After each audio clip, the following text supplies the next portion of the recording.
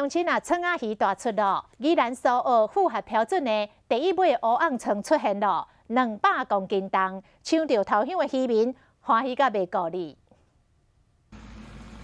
迄阵只就讲，渔民赶紧对渔船来钓出来，但是重头戏也伫后面，因为这尾春仔鱼若是有超过180公斤，就当符合标准，才做今年宜兰的第一尾乌昂床。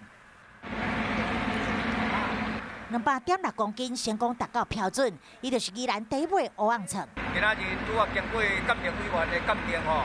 已经达到标准，伊的活鱼啊，搁占200公斤，哦，所以讲